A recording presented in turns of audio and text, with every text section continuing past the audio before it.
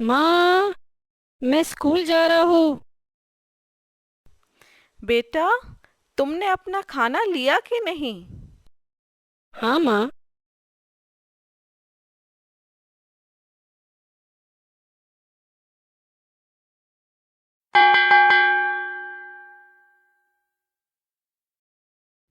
अब हम वातावरण यानी एनवायरनमेंट के बारे में पढ़ेंगे। एनवायरनमेंट क्या है?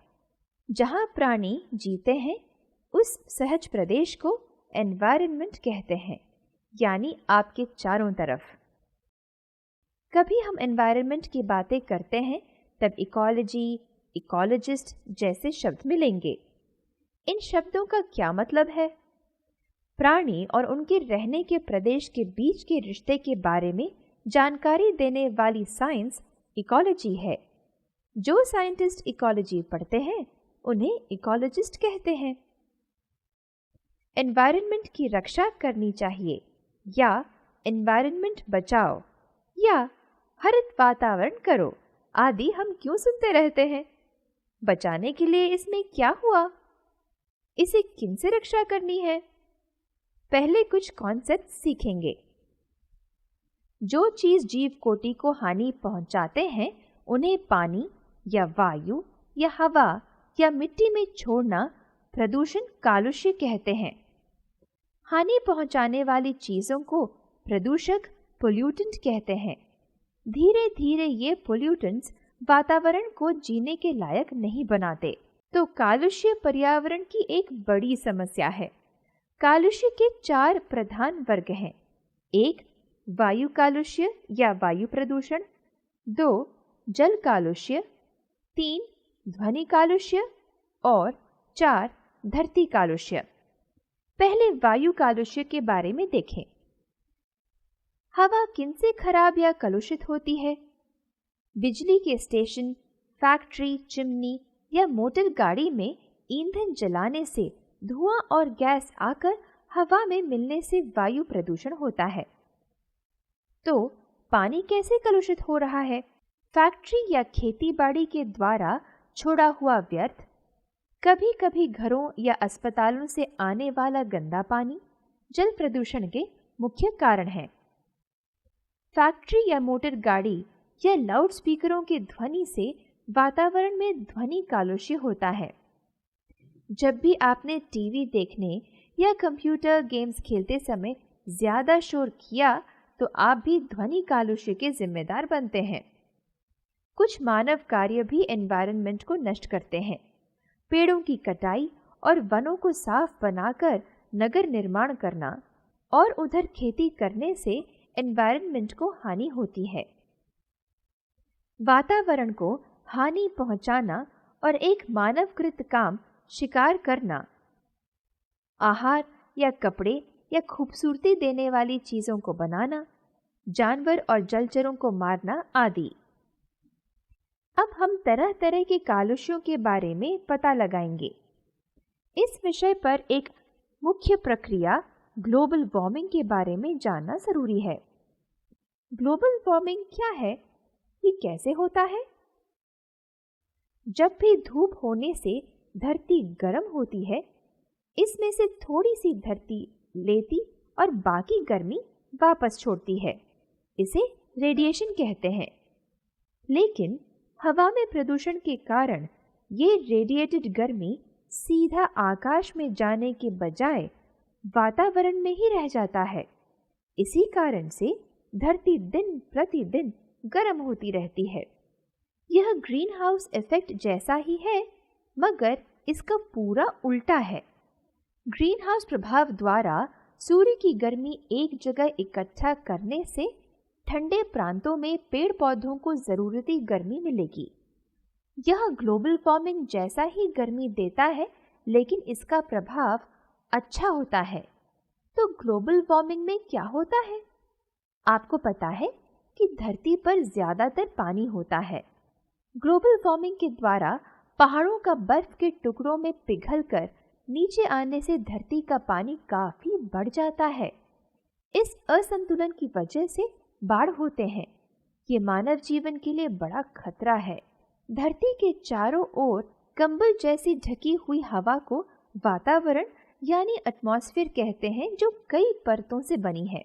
धरती के ऊपर 19 से 30 किलोमीटर तक ऑक्सीजन का एक रूप ओजोन होता है।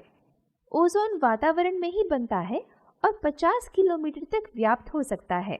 धरती के ऊपर 20 से 50 किलोमीटर तक सूर्य से आने वाला हानिकारक अल्ट्रावायलेट किरणों को यह ओजोन रोककर नीचे आने नहीं देता। इसलिए ओजोन परत हमारे लिए मुख्य होती है। इसकी हानि से त्वचा का कैंसर या पेड़ पौधों को भी नुकसान पहुंच सकता है। ओजोन की रक्षा के बिना धरती पर प्राणी नहीं हो सकते। यह ओजोन परत वायु कालुष्य से खराब और पतला हो रहा है। इसी वजह से हानिकारक अल्ट्रावायलेट किरण धरती पर आ रही है। अतः ओजोन परत को इस नुकसान से रोकने या और ज्यादा नुकसान नहीं होने के लिए वायु प्रदूषण कम करना चाहिए। क्या आपने एसिड वर्षा के बारे में सुना है? यह कैसी वर्षा है? हवा में होने वाले हानिकारक गैसेस और पानी के भाप मिलकर तैयार हुए पदार्थ को एसिड कहते हैं। वर्षा होने से ये एसिड वर्षा के पानी में मिलकर धरती पर बरसता है। इससे मिट्टी, पेड़ पौधे और भवनों को नुकसान होता है। इन्हें एसिड वर्षा कहते हैं। हमारे कार्यों से ही एसिड वर्षा होती है, इसलिए हमें वायु कालुष्य को रोकना चाहिए। कालुष्य द्वारा हुए और कुछ परिणाम देखेंगे। वायु या पानी या मिट्टी का प्रदूषण से पेड़ पौधे और खेती उगना ही नहीं, गुण में भी प्रभाव पड़ता है। पेड़ पौधे ही नहीं, मनुष्य पर भी प्रदूषण का बुरा असर होता है। प्रदूषित हवा में सांस लेने से बच्चों और बूढ़ों को समान रूप में सांस की तकलीफ होती है। कलुषित पानी पीने से हैजा, टाइफॉइड, जॉन्डिस आदि खतरनाक बीमारियां होती हैं। नियमित परिणाम से ज्यादा ध्वनि यानी 80 डेसिबल्स सुनने से ब्लड प्रेशर बढ़कर सिर में दर्द होता है। यह बहरापन का कारण भी बन सकता है। अब आप जानते हो कि खुद को और वातावरण को बचाने के लिए प्रदूषण का नियंत्रण करना चाहिए। हमने अब तक वातावरण का बहुत नुकसान किया, तब भी इसे बचाने के लिए अभी भी वक्त है। तो हमें क्या करना चाहिए? पेड़ पौधों का कटाव न करके और ज्यादा नए पौधे उगाकर पर्यावरण की रक्षा करनी चाहिए, क्योंकि पेड़ों से हमें स्वच्छ वायु मिलती है। पेड़ अपने आहार बनाने के लिए हवा से कार्बन डाइऑक्साइड लेते और ऑक्सीजन बाहर छोड़ते हैं। इसलिए हमें अधिक से अधिक पौधे लगाने चाहिए। रासायनिक खाद मिट्टी के लिए अच्छी नहीं है। किसानों को रसायन न होने वाला ऑर्गेनिक खाद का इस्तेमाल करना चाहिए। भूमि प्रदूषण का मुख्य कारण प्लास्टिक थैलियां बंद करनी चाहिए या उनके उपयोग को रोकना चाहिए। हमें तो बस प्लास्टिक को मना करना है। लोग आजकल शॉपिंग, खरीदारी के लिए उपयोग के बाद फेंकने से भूमि प्रदूषण का कारक प्लास्टिक के बदले में फिर से काम में आने वाले कपास, जूट आदि की थैलियों का इस्तेमाल कर रहे हैं। प्लास्टिक का इस्तेमाल कम करना है। प्लास्टिक जार, बोतलें, डिब्बे आदि रीयूज करना चाहिए। इन्हें रिसाइकिल करके फिर अन्य चीज बनानी है। यह रिसाइकलिंग कैसे करते हैं? रसोई के कचरे यानी कागज, प्लास्टिक, गीला और सूखी सब मिलाकर एक कूड़ेदान में मत फेंको। प्लास्टिक कचरे जलाना नहीं चाहिए, उसे अलग रखना चाहिए, क्योंकि उससे बाद में फैक्ट्री द्वारा नई चीज बनाई जा सकती है। इसे रिसाइकल्ड प्लास्टिक कहते हैं। पुराने या बेकार कागज से वैसे ही नए कागज बनते हैं। यानी प्लास्टिक का इस्तेमाल कम करें, रीयूज करें और रिसाइकिल करें। दुनिया भर के देश फॉसिल फ्यूल यानी धरती के अंदर से निकला हुआ तेल या गैस आदि के बजाय किसी प्रदूषण कारक न होने वाली हवा या सौर ऊर्जा का उपयोग बढ़ाने की कोशिश कर रहे हैं। ये हमें अधिक मात्रा में मिलते हैं, लेकिन फॉसिल फ्यूल्स कम हो रहे हैं।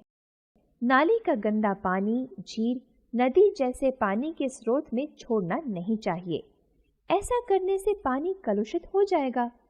किसी भी पानी, नदी या समुद्र में मिलाने से पहले जहरीले पदार्थ हटाने के लिए सीवेज ट्रीटमेंट द्वारा शुद्ध करना चाहिए। वायु प्रदूषण कम करने के लिए वाहनों में अनलेडेड पेट्रोल डालना चाहिए।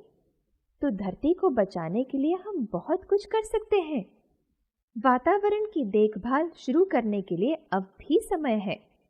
सहज वनरों यानी पानी, वायु सुरक्षित करने से वे जल्दी खत्म नहीं होते हैं।